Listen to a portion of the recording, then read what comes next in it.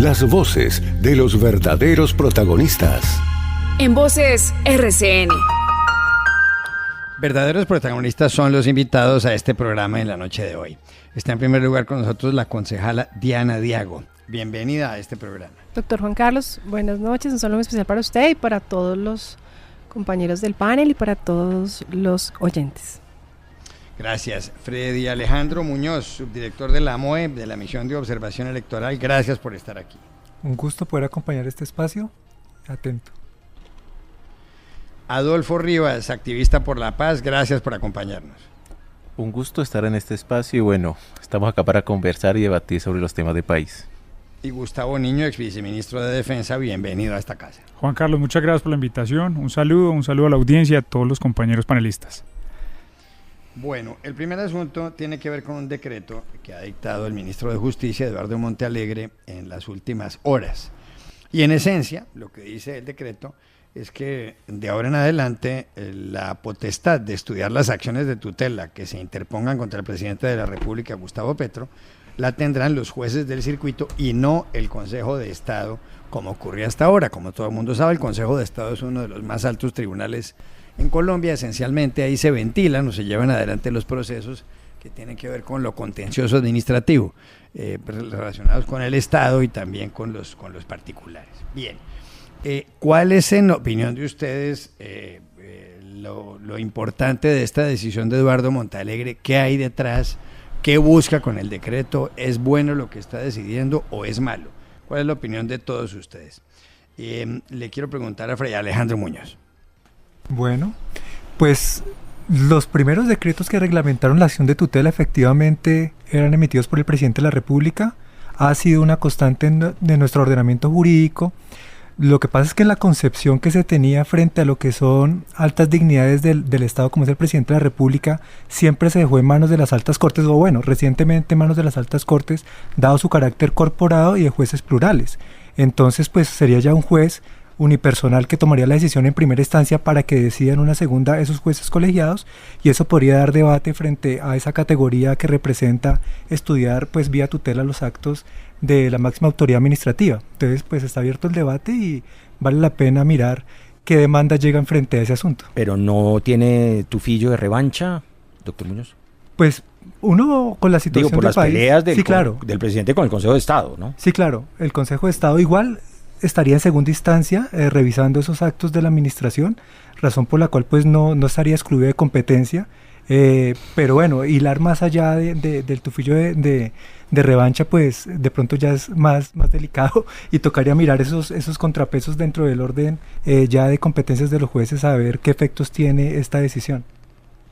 Diana Diago, ¿cuál es su opinión? Bueno, yo creo que esto es otra decisión al mejor estilo Petro, de imponerse todo a las malas, de querer obviar unos pronunciamientos jurisprudenciales que son significativos y tampoco entender lo que significa el Poder Judicial. Yo sí creo que el Consejo de Estado conoce esas decisiones no porque quiera, sino por el grado de especialidad y por el grado de importancia que tienen. Entonces, pues obviamente el ministro Montealegre le hace el juego al señor presidente, y cuando uno escucha hablando a Eduardo Montealegre, quien fue mi profesor, uno dice, oiga, ¿cómo con el conocimiento envuelve y trata como de confundir, ¿no? Pero yo sí creo que aquí hay que respetar el ordenamiento jurídico, hay que respetar a los jueces, y sobre todo hay que entender la importancia de las instituciones. Yo siempre que vengo acá lo digo, las instituciones valen oro y las instituciones han hecho lo que han podido, es defenderse y es decir, aquí estamos y somos independientes y vamos a tener una línea en ese sentido en los fallos judiciales. Entonces vamos a ver con qué sale esto y en qué termina, ¿no? Porque es que acá son anuncios de los anuncios y todo el tiempo hacen anuncios y todo el tiempo quieren ir en contra de las normas jurídicas, todo el tiempo quieren imponerse y pues yo creo que eso no debe ser así. Ahora, pues los jueces, digamos, de un menor nivel en tema jerárquico, pues al conocer estas decisiones creo que los van a poner en aprietos, ¿no? Porque tienen una carga judicial enorme que resolver y sobre todo de pronto hay temas que necesitan cierta especialidad y cuando uno es abogado muchas veces se da cuenta que cuando quiere que una tutela le pase, muchas veces las pasa en determinado circuito, pues porque de pronto no hay ese conocimiento especializado. Entonces yo sí creo que eso es algo desafortunado, es jugar con la institucionalidad, es jugar con la coherencia jurídica del país y bueno, vamos a ver qué pasa, ¿no? Adolfo Rivas, ¿cuál es su opinión? Bueno, yo creo que pues la justicia acá en este país la hemos tenido como de alguna manera sacrosanta y pues los hechos de corrupción que también hemos visto, que lo hemos visto por supuesto en los jueces de menor rango, pero también en las altas cortes, pues nos dicen que ningún espacio de estos también es ajeno pues a la corrupción, ¿cierto? Y también a la política. Uno espera como ciudadano y por principio del Estado pues que estas decisiones se tomen con imparcialidad y en derecho, pero pues todos sabemos que como seres humanos pues también influyen nuestras posiciones políticas. Acá si no estoy mal pues lo que sucede es que incluso se reversa una decisión que había tomado Duque en su momento, que era que todas las tutelas que se realizaban contra el jefe de Estado pues pasaran al Consejo de Estado, pero antes estas tutelas se resolvían en manos de los jueces de circuito, pues en los lugares donde se radicaban, si era un departamento determinado, Valle, Nariño, Antioquia, pues allí se resolvían. Entonces yo creo pues que es una decisión que está en el marco legal del derecho y podemos verla de diferentes aristas, pero pues creo que la justicia está diseñada para que se cumpla desde el juez de menor rango hasta las altas cortes. Y el riesgo de que haya corrupción o manipulación política se corre también en ambos espacios. ¿Gustavo Niño está de acuerdo con Adolfo Rivas en ese punto de vista? No, digamos, la primera frase no estoy de acuerdo porque hay menos corrupción cuando, y además lo dice, adicionalmente la lucha contra la corrupción, etcétera, cuando hay cuerpos colegiados que toman decisiones, que es por ejemplo el caso del Consejo de Estado. Pasarlo a un juez de circuito, que es lo que señala el decreto, pues genera mayor vulnerabilidad y ese en últimas puede ser una motivación del presidente porque, como lo señalaba ahora la concejal, pues hay menos conocimiento, hay menos especialidad en estos jueces del circuito que un magistrado que por lo menos lleva muchos de ellos muchos años en carrera judicial o tienen una carrera brillante académicamente como lo tiene que demostrar los requisitos para ser magistrado. Pero aquí, aparte de esto, hay que poner un hecho y es que no ha existido un decreto como tal, al menos en el siglo XXI, respecto a las funciones del Consejo de Estado y el conocimiento de tutela. Eso es uno de los temas muy importantes y más alarmantes que hay que señalar porque es porque el presidente quiere cambiar eso. ¿En qué lo afecta? ¿En qué lo beneficia? ¿En qué lo beneficia que lo conozca un juez de circuito y no el Consejo de Estado? ¿Será que hay mucha carga en el Consejo de Estado? ¿O lo que quiere de pronto es salirse del Consejo de Estado y que lo conozca en primera instancia el juez de circuito? Y aquí está la situación y pues genera la suspicacia claramente ya desde un análisis político y después el Consejo de Estado le ha pedido rectificar muchas veces al presidente en demandas que ha conocido y adicionalmente fue el último, para los oyentes, fue el último que suspendió la consulta popular, el decreto de consulta popular que él sacó. Entonces hay una controversia entre el presidente otra vez a meterse en el terreno de la separación de poderes y a debilitar la institucionalidad, lo cual sin duda es sumamente grave y no mejora lo que busca, que es que haya menor vulnerabilidad a la corrupción. Bueno, oiganme, hay un segundo asunto de las últimas horas en Colombia que tiene que ver con el expresidente Álvaro Uribe y con uno de sus hijos, Tomás Uribe. El doctor Uribe Moreno, el hijo del expresidente Álvaro Uribe, ha publicado un mensaje en su cuenta de Twitter en donde en cierto modo sugiere, y lo hace clarísimamente, que el presidente Uribe, el expresidente, podría eventualmente presentarse a las elecciones como candidato a la vicepresidencia de la República. Eso habrá que ver si es constitucional o no, qué sé yo. Incluso algunos miembros del Centro Democrático, como Paloma Valencia, dijeron que si se llegara a aprobar la reelección, cosa que podría cobijar o favorecer al presidente Gustavo Petro, entonces que también favorecería eso. Aquí estamos hablando ya de una candidatura presidencial al expresidente Álvaro Uribe. ¿Ustedes ven factible que el expresidente Uribe se lance, por ejemplo, a una candidatura vicepresidencial, que alguno de los candidatos lo escoja y él se le mida la cosa, o no? Adolfo Rivas. Pues yo creo que acá estamos es más frente a una estrategia política y precisamente por eso ponen al hijo del expresidente, alguien que es ajeno a la política de alguna manera con la intención de generar cierta solidaridad y victimizarse un poco. Esa es una estrategia que se ha usado también en el juicio, pero pues yo creo que por un lado legalmente no es viable, ¿no? Recordemos que un vicepresidente, si bien la Constitución no prohíbe expresamente la elección de un expresidente como candidato vicepresidencial, pues él se elige con un propósito claro que también lo establece la Constitución, y es reemplazar en su momento al presidente o presidenta en caso de tener algún tipo de incapacidad que no le permita desarrollar, pues ejercer su cargo. Yo creo que más una provocación política, no es una propuesta seria, pero busca eso, seguir victimizándose y polarizando, y pues la ciudadanía y la democracia no puede caer en eso. Uribe está en un proceso judicial, tiene que seguir en su proceso judicial. Una juez, pues sopesando las pruebas a favor y en contra, pues deberá tomar una determinación. En su momento, además que ya creo que es la otra semana, ¿no? El 28 de julio, donde 28. Se debe tomar esa. Entonces creo que estamos frente a una estrategia más política de generar presión sobre la justicia, de generar de alguna manera cierto temor y también de activar unas bases políticas que se sienten pues que este juicio es una persecución política contra el expresidente y pues van a buscar por supuesto sacarle provecho político también a eso, pero pues yo creo que aquí estamos frente a un caso de que nadie está por encima de la ley, ni siquiera un expresidente, y pues hay una serie de hechos, de testimonios y de pruebas que se ha visto a lo largo del proceso.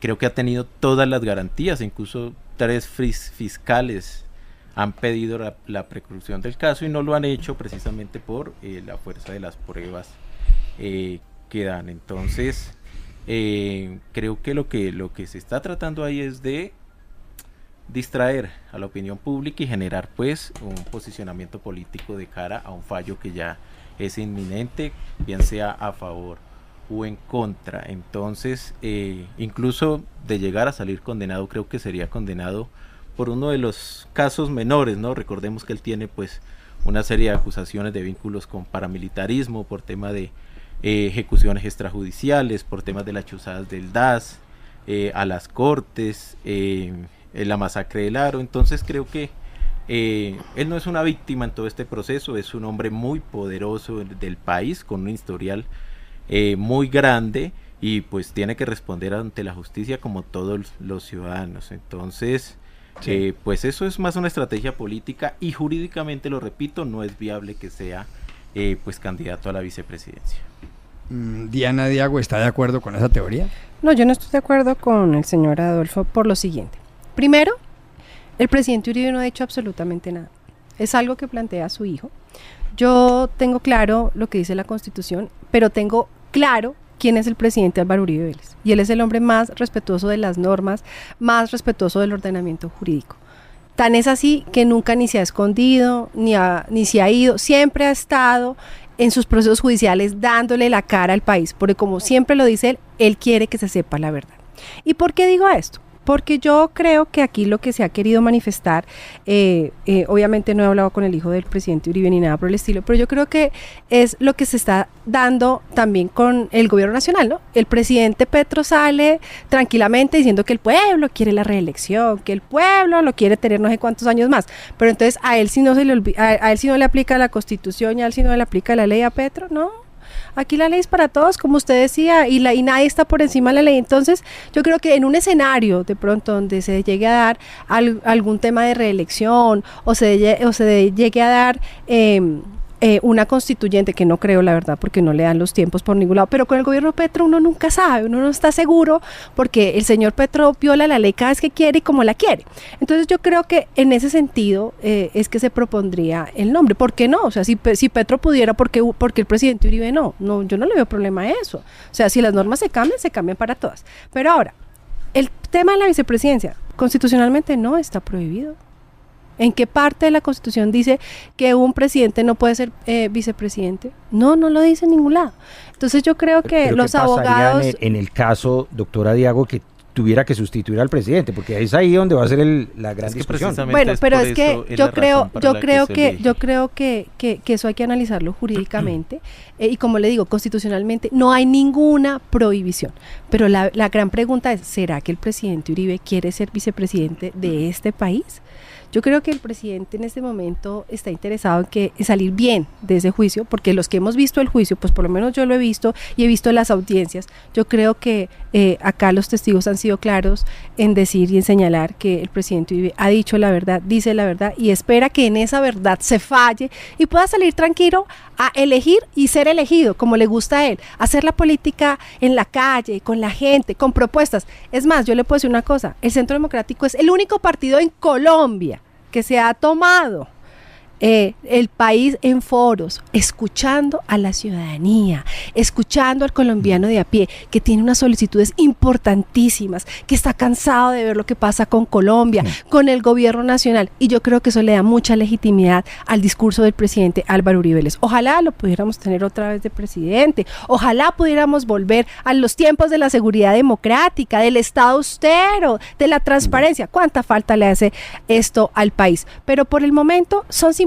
hipótesis, por el momento son ideas, por el momento son anhelos, pero vuelvo y lo repito, si hay algo que tengo claro es que Álvaro Uribe Vélez es un respetuoso de la Constitución y de la ley, y si ve que eso no se puede hacer, pues no lo hará. Bueno, Gustavo Niño, ¿está de acuerdo con Diana Diago? Sí, estoy de acuerdo y el debate legal arranca aquí en dos artículos, digamos, que son los que nos ponen a discutir un poco, pero que no tienen una resolución explícita de prohibición para el expresidente Uribe, que son el artículo 197 de las funciones de la prohibición de la reelección para los presidentes y el artículo 204 de las calidades que tienen que tener los vicepresidentes, que son las mismas del presidente. Sin embargo, hoy no hay nada legalmente que le prohíba al presidente Uribe ser candidato vicepresidencial. Y a la pregunta que hacía Alejandro es, hablemos, bueno, entonces las delegaciones, cuando salga el presidente de viaje, podemos poner el caso de Petro y es cuántas veces ha delegado en funciones presidenciales a Francia. Siempre delega al ministro del Interior, al ministro de Salud, etcétera, etcétera. Si hay en una otras falta cosas absoluta?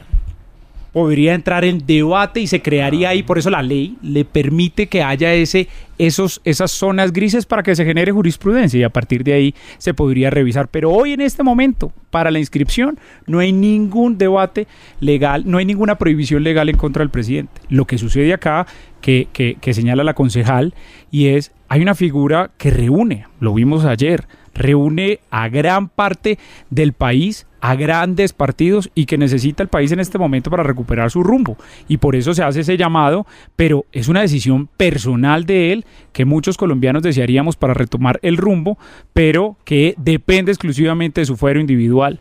Ojalá pudiera hacerlo y si no, seguirnos orientando para poder recuperar el rumbo de este país. Fray Alejandro Muñoz, ¿cuál es su punto de vista sobre este tema? Bien, pues este asunto que se debate es bien delicado. Ahorita Colombia está teniendo una serie de elecciones atípicas que precisamente vienen muchas de ellas por discusiones acerca de inhabilidades, de quién puede hacer el cargo. Recientemente tuvimos pues unos pronunciamientos judiciales frente a un municipio en que se presentó un candidato inhabilitado y tienen que volverse a dar elecciones en caso tal, entonces, y eso representa pues un costo muy grande y en tratándose de la presidencia de la República podría llevar a una falta de autoridad al definirse eso en estrados judiciales y puede llevar a un episodio en Colombia que no hemos vivido de ingobernabilidad en ese cargo. Entonces el llamado sí es a que las personas que se postulen revisen muy bien jurídicamente las posibilidades que tengan de presentarse y no estar sujetos a una posible interpretación de inhabilidad que le corresponde pues a los jueces de la República definirlo, pero en el análisis jurídico que se puede realizar, efectivamente como se señalaban los artículos 197, 204, pero también añadiría el 202 de la Constitución, y el vicepresidente sí está llamado a reemplazar al presidente de la República en caso de falta absoluta. Entonces la provisión del 197 a partir de ese acto legislativo del año 2015 establece pues que la persona que ya fue presidente no puede volver a hacerlo, y en ese sentido sí veríamos el tema problemático desde la misión de observación electoral, y el por ello es que pues debería tomarse una decisión muy certera en ese aspecto, cuidar la institucionalidad colombiana en cuanto a ese ejercicio de gobernabilidad del presidente de la República, y además frente a las calidades para ser presidente de la República se señala que el vicepresidente tiene que tener las mismas calidades, y en ese sentido no es solo la nacionalidad, el ejercicio de la ciudadanía, la edad, sino que también el no haber sido presidente, un requisito que debe ser contemplado ya como una calidad de carácter, si se quiere, negativo, pero que amerita considerarla. Ya, es 7:50 p.m. y el siguiente tema lo pone sobre la mesa Alejandro Villegas. Pues tiene que ver con los encuentros temáticos que viene haciendo el Centro Democrático. En las últimas horas se hizo un encuentro de esta naturaleza, pero de manera virtual, y participaron no solamente los precandidatos del uribismo, Paloma Valencia, María Fernanda Cabal, Paola Holguín, el senador Andrés Guerra, sino que también se abrió ese abanico. Allí estuvieron presentes Enrique Peñalosa, el exfiscal Francisco Barbosa, que no ha confirmado si quiere o no ser candidato presidencial, el exministro Mauricio Cárdenas, que ya también lanzó su movimiento de firmas, el exalcalde de Barranquilla, Jaime Pumarejo, el exgobernador del Meta, Juan Guillermo Zuluaga, y también la periodista Vicky Dávila, que envió una carta que fue leída en ese foro. Allí dicen los presentes, la idea es tener una gran unidad, un equipo que pueda participar, pueda competir representando a la centro derecha. Esto dijo el expresidente Uribe en uno de sus apartes de este encuentro. A mí me parece que la idea de muchos colombianos de tener una gran unidad democrática no se logra en reuniones cerradas, en conciliábulos, no se logra con acuerdos burocráticos, no, se logra hablando de cara al pueblo colombiano, ese diálogo que piden los colombianos, a ver si logramos que Colombia tenga un gran gobierno el año entrante. ¿Ustedes creen, y comienzo con usted, doctor Niño, ve viable la posibilidad de una gran alianza de la centro derecha que termine incorporando allí a gente tan diversa? Sí, sin duda, y lo planteó ayer el presidente Uribe en el foro, en donde esto no es solamente hablar con un partido político, sino que hablar con la ciudadanía, con los representantes de la ciudadanía que tienen partido, que no tienen, y que quieren recuperar el rumbo del país. Hay un principio general y es, nos está preocupando las elecciones del 2026. Parece que existiera, o al menos eso es presuntamente lo que está sobre la mesa, una estrategia para evitar, para bloquear, para suspender, para revisar el proceso electoral, y no son palabras, digamos, que uno interpreta, sino que el propio presidente empieza a señalar que no confía en las elecciones. Yo fui encargado de las elecciones de 2 departamentos, una en el Congreso de la República en el 13 de marzo, en Guaviare, y otra en el Huila, y le dimos todas las garantías al presidente de que pudiera ser elegido. No hubo ninguna duda en ese caso, y nosotros y las fuerzas militares defendieron la Constitución y hubo transmisión de mando. Pero ahora que el jefe de Estado esté poniendo ese en detalle, pues invita a una cosa que estaba diciendo el presidente Uribe, y es, nos tenemos que unir, tenemos que unirnos democráticamente, buscar la mejor forma de que tanto la centro como la centro derecha se unan para que puedan ir a debatir, a discutir democráticamente las elecciones y sobre todo defender. Ayer el foro era sobre seguridad, y la amenaza más importante es que hoy 600 municipios no tienen control territorial de las fuerzas militares. Esos 600 municipios, ¿qué va a pasar con ellos en las elecciones? Ese es el mayor reto, y si no nos unimos, pues el presidente o los aliados del presidente van a seguir poniendo en duda las elecciones, y esto nos pone muy preocupados. Y esta es la situación real de por qué hay que llamar a la unidad y de por qué tenemos que la centro y la centro derecha poder tener candidatos únicos en elecciones democráticas, en consultas, que sería la estrategia que plantea en la unidad el presidente Uribe. Doctor Muñoz, ¿usted ve ese escenario tan despejado para una gran coalición de centro derecha?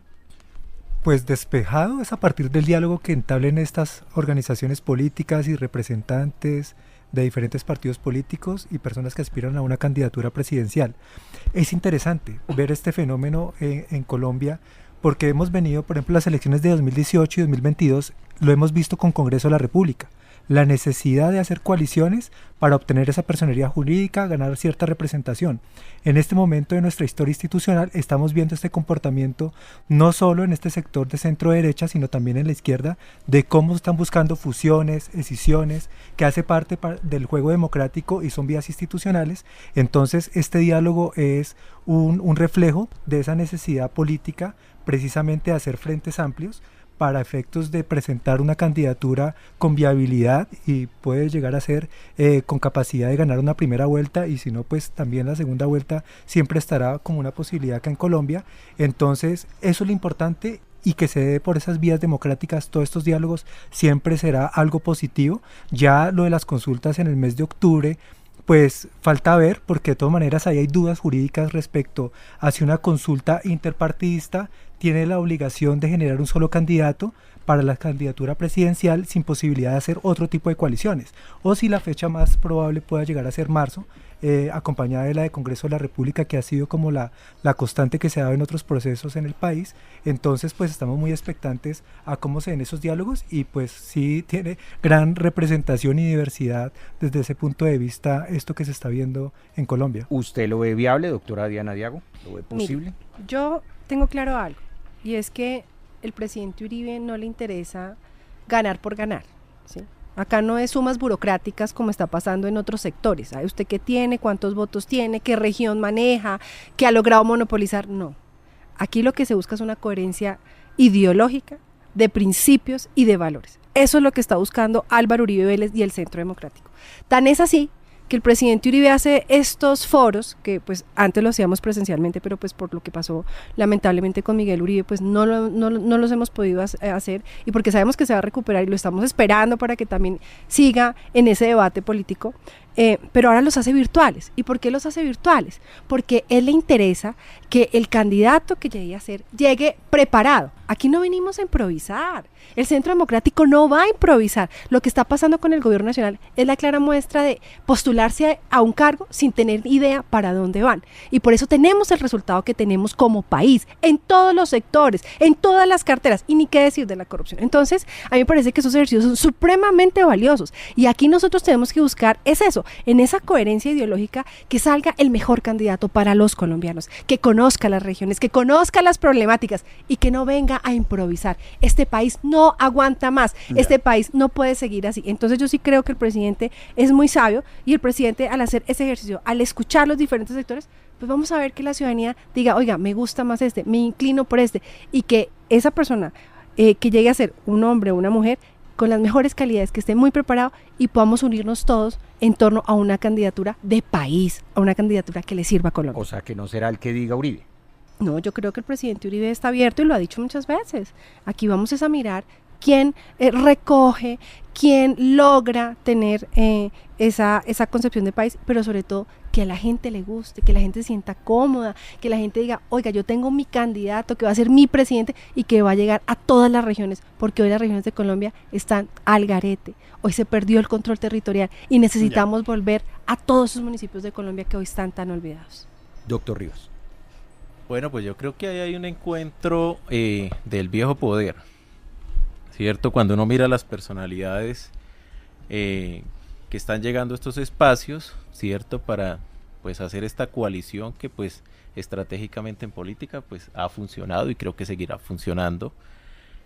Pues uno que ve, quienes han gobernado los últimos 20, 30, 40 años este país, que perdieron la presidencia y quieren volver a recuperarla, y pues han tenido el poder 200 años, y pues los resultados ahí están, la desigualdad, la violencia. Yo creo que la guerra y ese viejo poder pues hacen parte de los grandes problemas de este país, y es tarea también de las nuevas fuerzas políticas pues organizarse para enfrentarlos en la disputa democrática electoral, y derrotarlos nuevamente, y seguir consolidando no solamente la presidencia, sino el Congreso de la República, una fuerza donde hayan unas voces de la ciudadanía diferentes a las que siempre se han escuchado.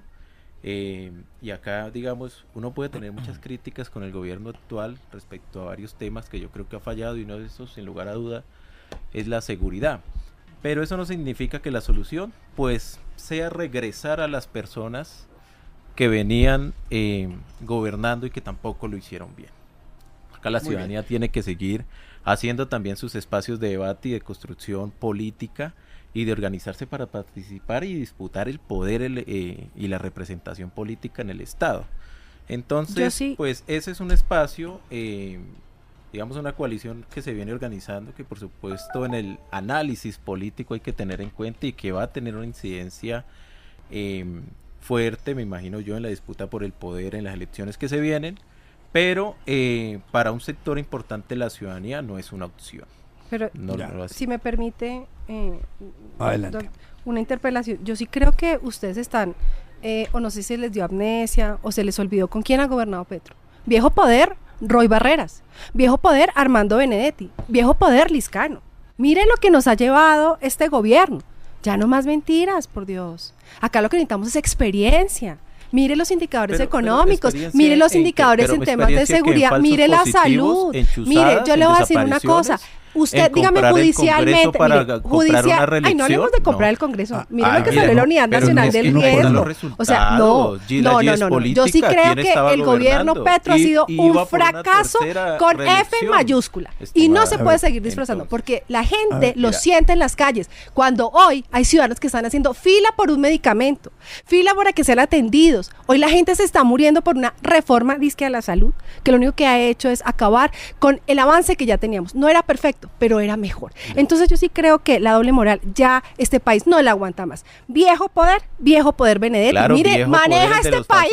Maneja este país después de todas las denuncias que tiene Roy Barreras. Y entonces que no. Yo sí creo que tenemos que sincerar el debate y sobre todo buscar que Colombia tenga los mejores. Es que Colombia nos pertenece a todos, por favor. Colombia nos pertenece a todos.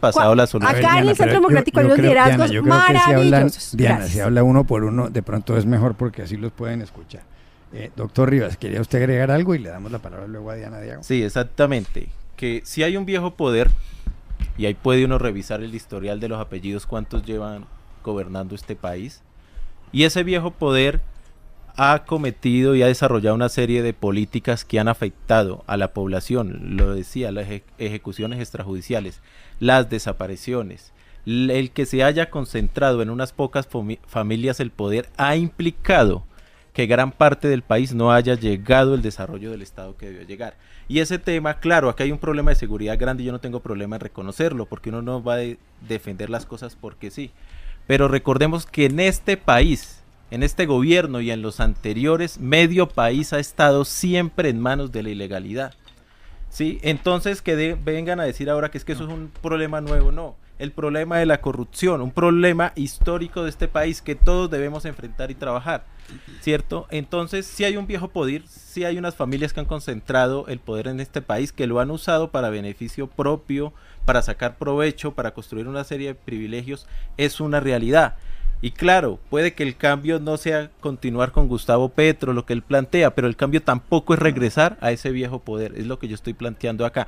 Que aquí hay una ciudadanía que entiende este país de forma diferente, que quiere unas reformas y unos cambios que necesita Colombia, y que está construyendo también esos escenarios para ganar la representación política y estar allá liderando esos procesos de transformación que necesita el país. Y eso no lo representa tampoco el Centro Democrático. La gente puede confundirse porque puede haber desilusión con lo que ha pasado con este gobierno, pero la solución no es volver al pasado.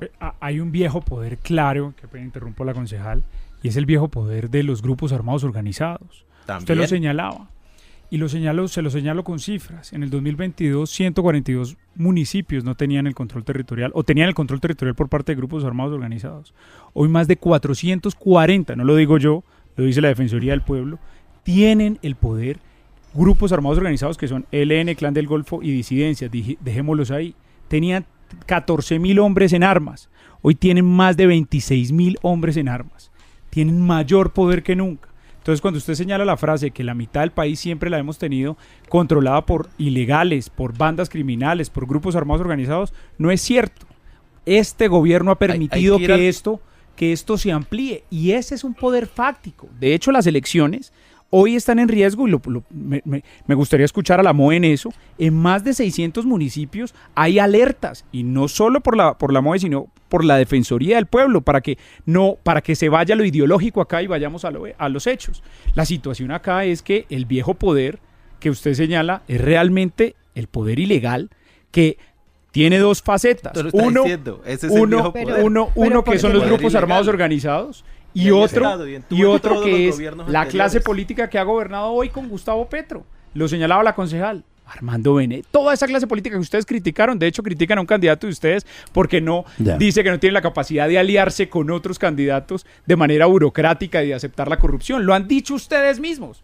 Y es lo que están peleando en contra de la corrupción y hablando del viejo poder. Yo quería decir algo, pero 20 segundos porque tengo que ir a una pausa. Mire, Adelante. algo que me preocupa muchísimo es que la impunidad en este gobierno se volvió la norma y la regla. Y eso es algo que todos los colombianos debemos rechazar con toda la fuerza. ¿Cómo es posible que Petro haya llevado a la Alpujarra, haya llevado a la tarima a delincuentes de altísimo nivel? ¿Eso qué es? Perdón. Eso sí es el viejo poder, el de seguir gobernando con los delincuentes. Este país no aguanta más. Este país no puede permitir eso. Y yo creo que eso se va a ver en las elecciones. En el gobierno de Uribe, el 30% del Congreso en el gobierno de Uribe fue condenado por vínculos con paramilitares. El 30% no estaban en una tarima en el marco de un acuerdo de paz, estaban en el Congreso elegidos y votándole las reformas, incluyendo la reelección a Uribe. Bueno, tengo que ir a una pausa y ya volvemos. 8 de la noche, 6 minutos. Continuamos En Voces RCN.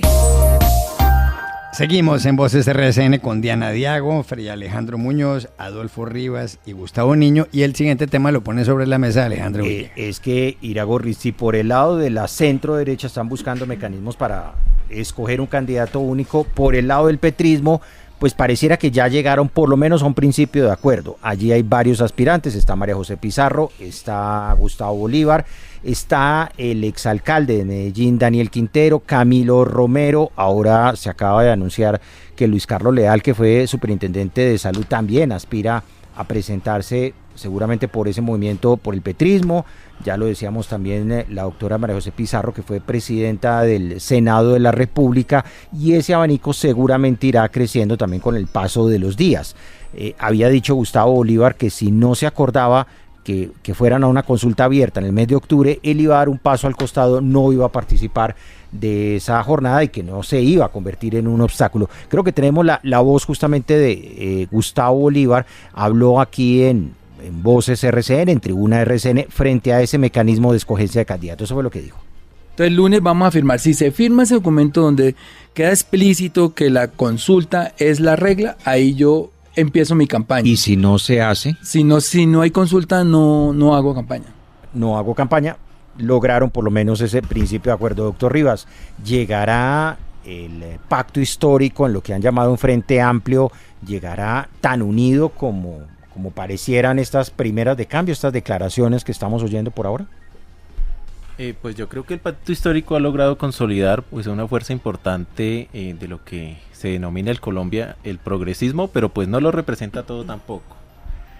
Ese es un punto a tener en cuenta. Creo que van a ser pues un proceso muy similar al que se hizo la vez pasada, que es pues organizar una coalición, ahorita ya en un proceso de unificación del partido, ¿no? Donde varios partidos van a ceder sus personerías jurídicas para consolidar un gran partido. Creo que esa es la gran disputa que han tenido y que pues uno espera que la solucionen de la mejor manera para consolidar pues sus listas otra vez al Congreso de la República, a Cámara, Senado, y hablan pues de una elección de un candidato presidencial propio que iría, entiendo, en marzo a un frente amplio con otros candidatos que como lo dije inicialmente, pues hacen parte de ese sector de la centroizquierda, pero que no necesariamente están en el pacto histórico o van a estar.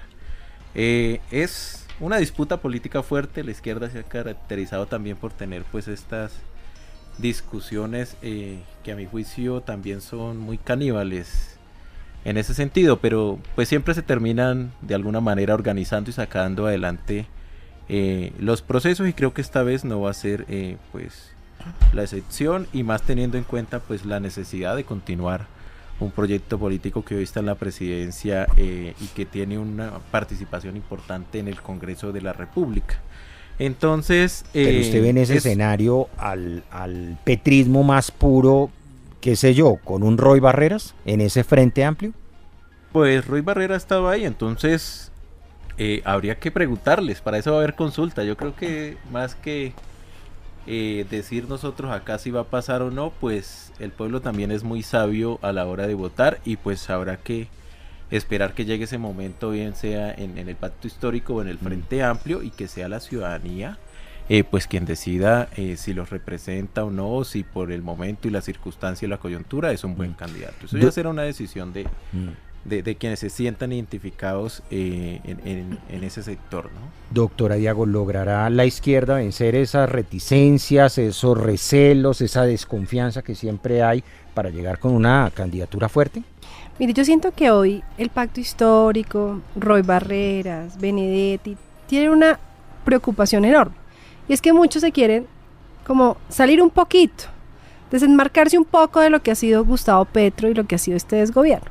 Entonces, obviamente, están aprovechando toda la coyuntura electoral, pues porque las elecciones son ya, para decir que vamos a hacer un gran partido de unidad, que van a buscar que las cosas se hagan bien, que esta vez sí, que antes no se pudo, pero ahora van a mejorar porque tienen grandes figuras.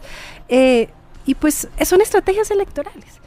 Pero pues sin duda si no van unidos, pues la verdad no creo que puedan tener una representatividad significativa en el 2026. Pues yo creo que los ciudadanos no son bobos y los ciudadanos saben muy bien quién ha participado y quiénes le han hecho el juego a Gustavo Petro y a todo su gobierno. Que creo que eso es lo más importante en estos momentos, ¿no, Alejandro? Definir bien quién es quién para saber contra quién es que se va a jugar.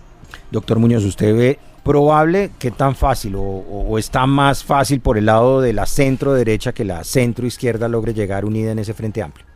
No, es posible. Creo que no son tan divergentes los actores que están dialogando desde el punto de vista de izquierda con ciertas dificultades. O sea, pues si uno lo mira desde el punto de vista de lo que representa la elección preliminar que mide las fuerzas políticas de Congreso de la República, el sector de coalición de pacto histórico tiene una serie de dificultad que está dada por el hecho de que no pueden presentarse como coalición por una regla constitucional del 15% y las dificultades que tienen para fusionarse en razón de un artículo de la ley 1475 del año 2011 que establece que un partido que tenga investigaciones ante el Consejo Nacional Electoral no puede fusionarse. Ahí sí es importante también el llamado al Consejo Nacional Electoral para que resuelva esa investigación por la cual hizo una apertura en contra de dos partidos, especialmente Colombia Humana y UP, para efectos de esa coalición que puede ser muy importante para efectos de obtener la personería jurídica en Congreso y ya luego para las elecciones de presidencia, que ahí también encontramos esa posibilidad de que vayan a consultas en octubre o posteriormente en marzo, a partir de esas divergencias que pueden tener, que encuentren algo común, que miren que eso es muy importante para Colombia. O sea, tanto lo que dijimos para este sector de centro derecha, también para la izquierda. ¿Por qué? Porque tenemos un escenario político muy complejo para los ciudadanos, con 32 partidos políticos, con una serie de candidaturas, van 42 inscritos por grupos significativos de ciudadanos, y hacen bien las organizaciones políticas con personería por lo menos buscar frentes comunes para que haya un referente más claro para la ciudadanía y pues no tengamos esa diversificación que muchas veces no contribuye también a los escenarios democráticos, porque precisamente las reformas políticas del año 2003 y 2009 buscaron en Colombia es racionalizar el ejercicio de la política y tener menos partidos. Entonces esos pueden ser avances hacia ese logro, ya miren, desde la actividad política, desde los diálogos y no tanto desde el punto de vista de las reformas electorales que pese a ello nos han llevado por decisiones judiciales a 32 partidos políticos. ¿Es posible ese frente amplio del que llama Petro, doctor Nillo? Sí, pues digamos, importante que se organicen, que discutan entre ellos y puedan sacar un candidato único para la batalla electoral. Creo que esta es la lucha democrática y siendo ecuánime en el análisis, pues qué bueno que se puedan unir y que definan cuál va a ser su candidato para poder identificar muy claro quién va a llevar las banderas del desastre, digamos, de este gobierno en muchos de los aspectos más grandes. Pero a mí me genera una duda, que no fue mía genuina, y es ¿por qué tanto candidato? Aquí vimos un ex concejal y un ex superintendente lanzándose, y yo tengo una respuesta que se me viene a la mente, y es que todo el mundo cree que después del gobierno Petro, pues cualquiera puede ser presidente, porque pues no tienen la experiencia, no ha ejecutado, se le desordenó la caja en el Ministerio de Hacienda, y esa es una preocupación genuina. Más de 32 partidos, pero más de 72 candidaturas ya manifestadas, algunas ya legalizadas, y digo yo, pues eso demuestra la crisis del gobierno. Qué bueno es que ese Frente Amplio sea el que defienda en los debates políticos el desastre de gobierno. Yo creo que le va a costar mucho, por eso muchos no quisieron lanzarse por ahí, como el gobernador Amaya, que decía déjeme lanzar, pero no le defiendo la agenda de seguridad ni le defiendo el tema del narcotráfico. Y Roy Barreras, que trata de irse un poquito más hacia el centro, a decir que él no, que lo que es un estratega político, que se mueve, que él no es petrista, que él es barrerista, y la verdad es que todo el mundo empieza a sacudirse un poquito del petrismo. Bueno, oiganme, hay otro asunto en la agenda del día de hoy y aparece en el diario El Tiempo un artículo titulado La seguridad del presidente Gustavo Petro tiene documentadas 34 amenazas en su contra, y habla como el general Humberto Guatibonza, general en retiro, jefe del esquema de protección del presidente Petro, pues le dio una entrevista al periódico Presidencial Vida en donde dice eso y donde da la lista de las 34 amenazas. Él señala que están siendo investigadas por la Fiscalía General de la Nación algunas iniciativas para tratar de atentar contra el presidente, y además cuenta cómo el general Guatibonza tuvieron que desviar el avión presidencial cuando regresaba de Europa hacia Bogotá por el susto, por el temor a una de estas amenazas, y la aeronave tuvo que aterrizar en Pereira. ¿Hay que tomarse en serio este asunto o aquí cómo debería reaccionarse de la manera más profesional posible? Adolfo Rivas. 34 amenazas, ¿no? De FARC, Clan del Golfo, ELN y otros no identificados. Yo creo que ninguna amenaza contra un jefe de Estado y contra dirigentes políticos pues se puede tomar a la ligera, ¿sí? Pues ahí está la estabilidad política del país, y la historia de Colombia pues ha demostrado que cuando no se toman en serio las amenazas, sin importar el dirigente político, el color político, ideología que predique, pues termina en hechos lamentables. Colombia vive pues un fenómeno de polarización profundo, de odio. Tenemos el lamentable caso del senador Miguel Uribe, y precandidato presidencial, pues hecho lamentable que nos duele a todos, que no debió suceder. Y pues cuando uno habla de la seguridad del presidente, yo creo que todos debemos tomarla en serio, por lo que representa para la estabilidad de un país, y pues porque la democracia funciona si todos tenemos garantías de participar, de decir, de hacer y de luchar porque esas ideas se traduzcan en el ejercicio de gobierno a través del Estado. Entonces yo creo que tenemos que tomar esas amenazas en serio, no solamente contra el presidente, sino contra todos los actores políticos que hoy están en el escenario, y incluso pues hay que incluirlo ahí también todo el liderazgo social que hoy ha venido siendo amenazado, que no es nuevo, pero pues que hay que ponerle cuidado a todo eso, y ahí sí es donde uno dice pues no podemos banalizar las amenazas contra la dirigencia política sin importar el color político, porque eso puede traducirse en hechos de violencia que desencadenen más hechos de violencia en el marco de una campaña electoral donde todos sabemos que los violentos siempre buscan desestabilizar el país para impulsar X o Y agenda o para sacar X o Y candidato del escenario. Entonces yo creo que todas las amenazas que se hagan contra el jefe de Estado, contra los gobernadores, alcaldes o candidatos presidenciales o líderes políticos, hay que tomárselas en serio y hay que brindar las garantías necesarias desde el Estado para que no le suceda pues ningún hecho de violencia y se garantice que aquí en Colombia, cosa que no ha pasado en ningún gobierno, no se ha podido garantizar, pues que la gente pueda decir, hacer y ejercer su política sin temor a ser asesinado. Ya. Diana Diego, ¿cuál es su opinión? Mire, yo creo que el hecho de ser presidente ya expone a cualquier persona en un riesgo normal, ¿no? Eso lo vivió el presidente Duque, el presidente Uribe ni se diga cuando empezó todo el tema de la seguridad democrática, pero sí hay algo que a mí me preocupa y es que acá no podemos, como decía acá el señor Adolfo, banalizar la seguridad de todos, porque es que mire lo que le pasó a nuestro colega y amigo Miguel Uribe Turbay. La UNP solamente tenía 2 escoltas ese día. Aquí todos los actores políticos tienen plena importancia y es el Estado el que debe garantizar la seguridad. Ahora, también me preocupa que a veces Petro arma como unos cuentos muy grandes en torno a su seguridad, y él mismo sale a decir, no, es que estaba en visita con mi hija, por ejemplo, lo que pasó en París, que todo el mundo estaba preocupado de dónde está el presidente, no, es que yo estaba con mi hija en París, o lo mismo que pasó en Ecuador, no, es que yo tomé 2 días para descansar. Entonces yo creo que el presidente debe tomarse en serio su seguridad y sobre todo debe darle también tranquilidad al país. Yo confío en las instituciones, me preocupa lo que pasa en la Unidad Nacional de Protección, pero yo creo que el primero que debe liderar todos esos temas debe ser el propio presidente de la República, y me parece que no está bien que él juegue incluso con su propia seguridad diciendo ¿cómo se llama? El pastorcito mentiroso, es que viene el lobo, pero no viene, y después puede pasar algo que realmente sea grave. Yo creo que la inteligencia tiene que funcionar y que el presidente debe ser cauteloso con lo que dice y con lo que le dice a los colombianos. Muy bien. Fray Alejandro Muñoz, ¿qué piensa del tema? Bien, pues la primera magistratura del Estado, lo que representa el presidente, siempre será sujeto de riesgo, razón por la cual pues amerita todos los mecanismos de seguridad y por eso mismo los tienen, y hay que reconocer la situación que está viviendo actualmente Colombia. Actualmente la MOE sacó un informe entre el 1 de enero al 8 de mayo como corte, y lo que estamos viendo son hechos de violencia en todo el país que afectan especialmente a los liderazgos políticos, personas que ganaron la alcaldía, concejales, están siendo víctimas precisamente de esta clase de hechos y que preocupan, especialmente concentrados en zonas CITREP, de circunscripciones especiales de paz, que precisamente vamos para esas elecciones.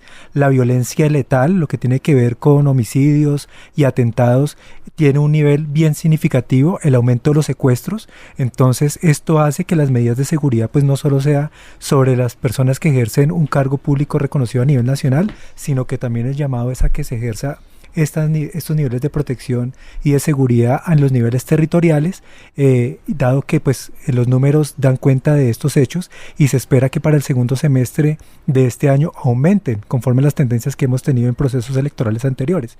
Entonces sí es algo que preocupa, y pues el llamado a los organismos de seguridad y lo que tiene que ver con la UNP para que efectivamente fortalezcan toda la seguridad que tiene que ver con precandidaturas, candidaturas, y pues también un llamado a toda la ciudadanía de que pues haga también uso de toda la información que pueda brindar para que brinde seguridad a todos estos actores políticos que tan importantes son para nuestra democracia. Ya, última respuesta del programa, Gustavo Niño. Juan Carlos, pues primero que todo hay que rechazar cualquier amenaza contra el presidente. Sea cual sea el presidente, todos los colombianos elegimos un presidente, sea el que nosotros decidimos por elección o el contrincante en el debate público, pero hay que defenderlo y garantizar su seguridad y que termine su mandato como lo manda la Constitución, si cumple todas las leyes en general. Eso es lo primero. Pero la frase del presidente hay que decantarla, la frase de su jefe de seguridad también, y es: ¿quién tiene la capacidad de poner un misil? Pongámoslo en estos 3 ejemplos: tierra-aire, de largo alcance o aire-aire. Entonces uno dice aire-aire, sería otro avión. ¿Quién tiene la capacidad? Ninguno de los grupos organizados lo tiene. ¿Será otro país? No vemos una amenaza clara, además que en el vecindario, pues Venezuela es un aliado que podría ser en otros casos un ataque.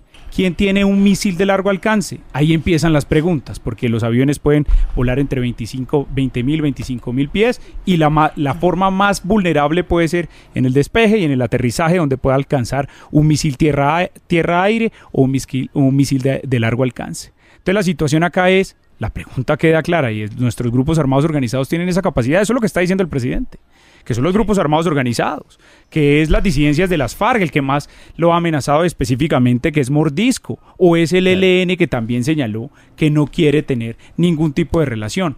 ¿Tienen ellos esa capacidad? Han mostrado que tienen drones y le tiran tatucos a la fuerza militar en Cauca y en norte de Santander. Eso es lo más grave, es decir, el hombre que habla de paz ha fortalecido a los grupos armados organizados, y tanto así que se les está volviendo un boomerang, que tienen la capacidad de tener misiles tierra-aire, que es lo más probable que pueda hacer la lógica que pone el presidente para poder amenazarlo. Todo el rechazo a cualquier amenaza del presidente, pero también señalar la generación de odio que ha salido desde su propio discurso, tanto así que sin duda políticamente tiene una responsabilidad en contra del atentado de Miguel Uribe, en el cual generó odio y generó hacia allá una presión, y él tiene que ser responsable políticamente en este caso, como para su propia seguridad.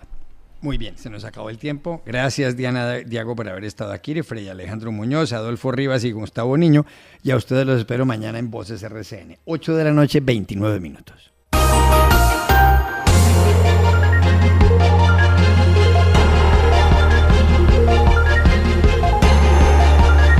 Voces RCN.